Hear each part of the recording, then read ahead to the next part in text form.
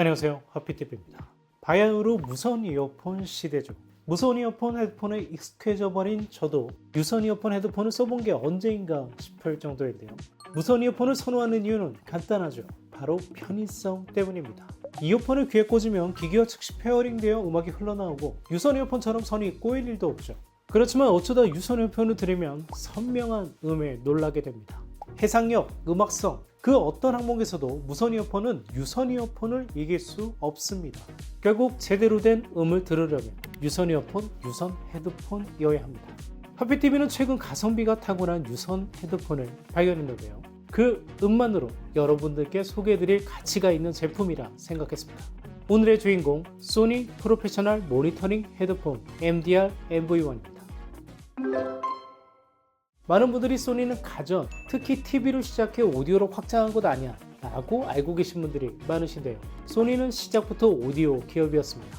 이북한 만사루 모리타 아키오가 1946년 창업한 도쿄 통신 공업이 소니의 모태죠.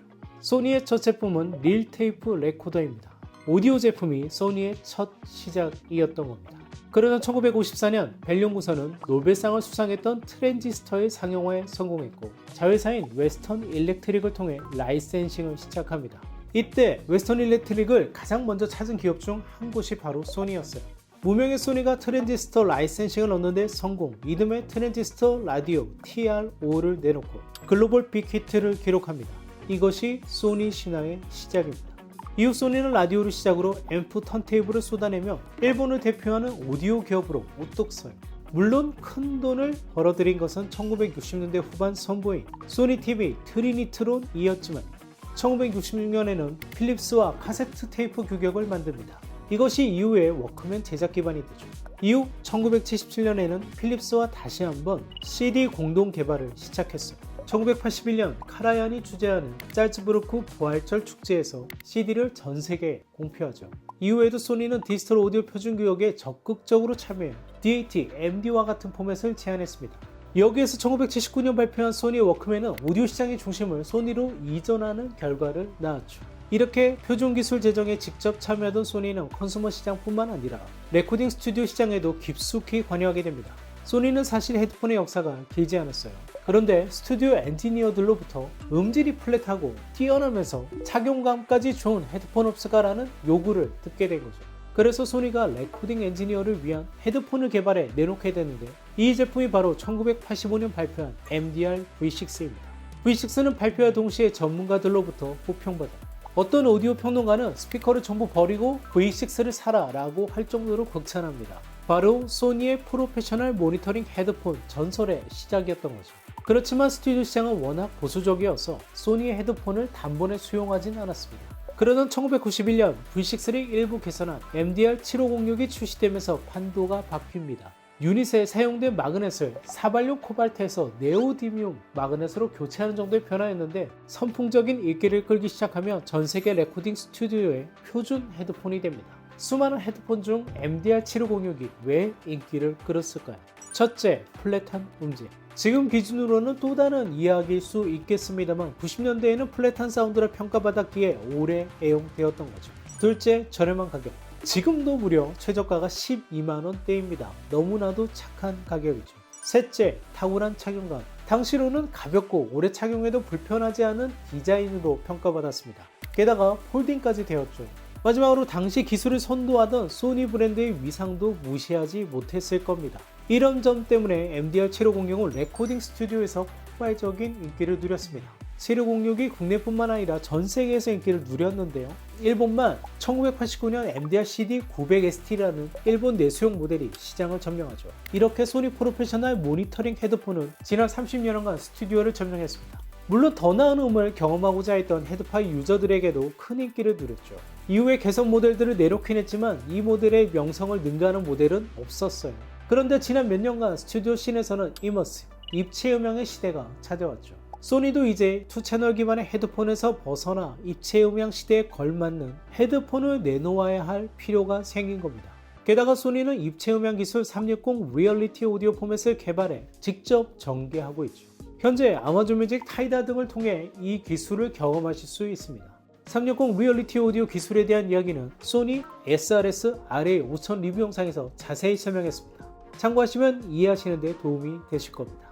소니는 이 360 RA를 전 세계 스튜디오에 보급하려 노력 중이고 360 버추얼 믹싱 인바이러먼트라는 홈 스튜디오 장비에서 360 RA를 작업할 수 있는 앱을 저렴하게 판매 중입니다. 집에서 스피커 16개를 설치하기 쉽지 않겠죠. 이때 360 RA를 모니터링할 수 있는 탁월한 성능의 헤드폰이 필요했던 겁니다. 이에 등장한 것이 오늘 이야기할 MDR MV1입니다.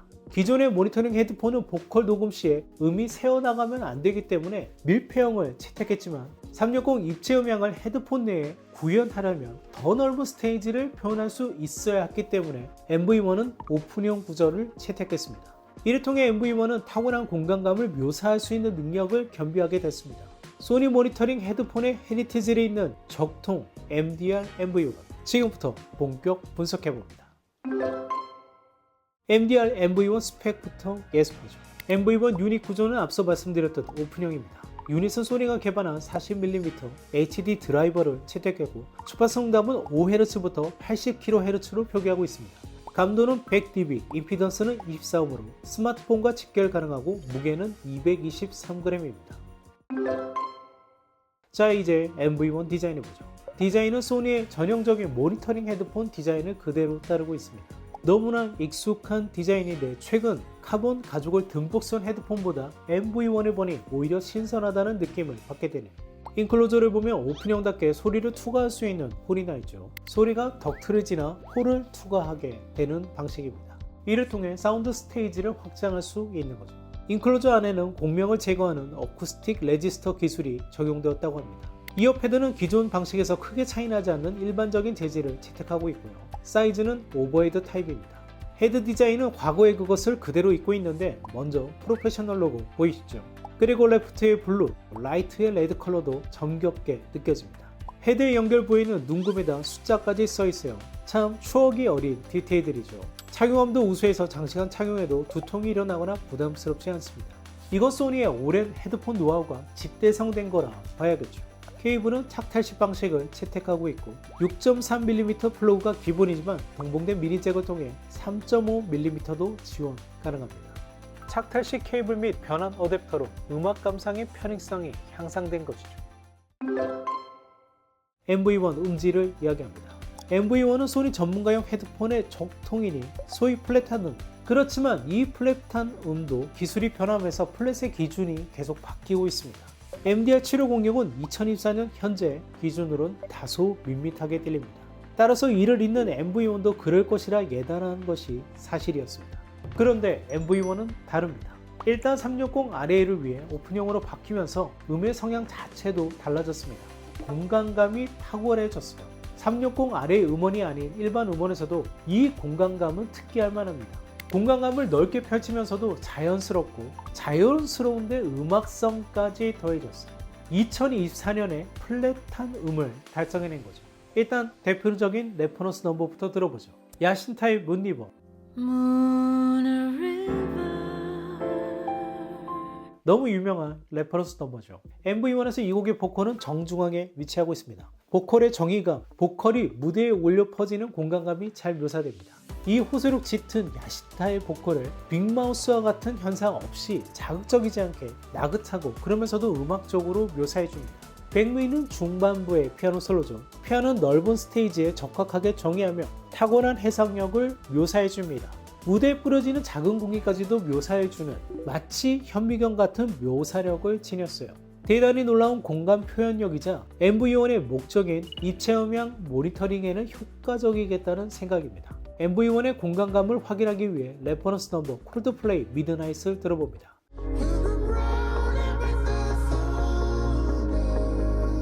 공간을 수놓는 음들이 마치 전묘화처럼 치밀하게 표현됩니다. 공간의 표현의 점의수가 2K에서 8K로 파워업한 듯한 느낌을 MV1에선 느끼게 됩니다. 요한 요한슨이 음악 감독을 맡은 어라이벌, 국내에서는 콘택트로 개봉했죠. 이 중 헵터포드 B를 들어보면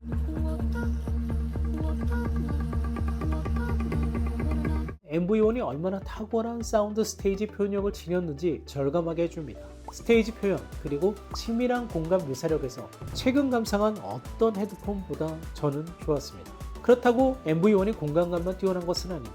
하프TV가 즐겨 듣는 조지 벤슨 알저로의 Let It Rain은 우측에서 울려 퍼지는 색소폰의 매력적인 음색뿐만 아니라 보컬 악기의 묘사력이 그야말로 뮤지컬리티, 맛깔나는 음악성을 곁들여 들려줍니다. 2024년의 플랫 사운드는 단순히 음을 적확하게 들려주는 것만이 아니라 원래 레코딩에 담겨있는 아티스트의 음악성까지 표현해낼 수 있어야 합니다. 이 점에 MV1은 당당히 통과하고 있는 것이죠. 마지막으로 스털링 사운드의 크리스 게닌저가 마스터링한 레드벨벳의 덤덤을 들어봅니다.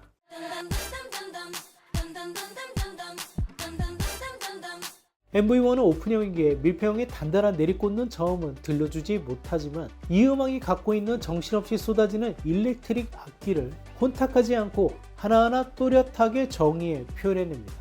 이 제품의 가격 49만원을 의심하게 할 만한 놀라운 재생 능력입니다. 마지막으로 이 제품의 임피던스는 24ohm이라 스마트폰 직결해도 소리가 술술 나옵니다.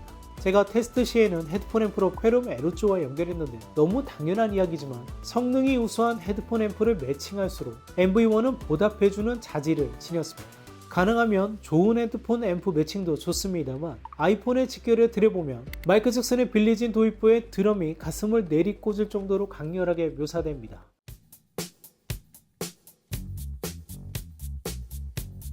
꽤 들을만한 음이죠. 그렇지만 페럼 에르초에 연결했을 때만큼의 넓은 공간감 묘사는 어려워요.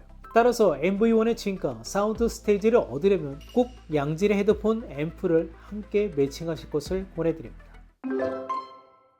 소니 MDR MV1. 사실 소니 코리아로부터 리뷰 의뢰를 받았을 때 당연한 이야기입니다만 음이 제 마음에 들지 않으면 거절해야겠다라고 생각했는데 10분 정도 듣고서 몸이 풀리니 그제서야 MV1은 정말 놀라운 음을 들려주더라고요.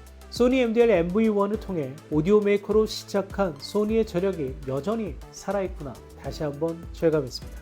현재 하이엔드 헤드폰 시장에는 내놓으라 하는 제품들이 많죠.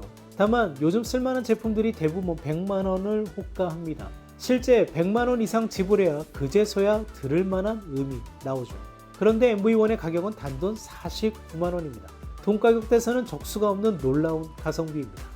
음이 떨어지는 무선 이어폰에 지겨움을 느끼셨다면 MDR MV1과 같은 빼어난 유선 헤드폰을 통해 잊었던 음의 감동을 다시 한번 느껴보시길 권합니다. 가능하다면 하프TV 공동구매라도 만들어 드리고 싶을 만큼 제 맘에 쏙 든 제품이었습니다. 오늘의 영상이 여러분의 헤드폰 구매에 도움이 되었으면 합니다. 지금까지 하프TV였습니다. 감사합니다.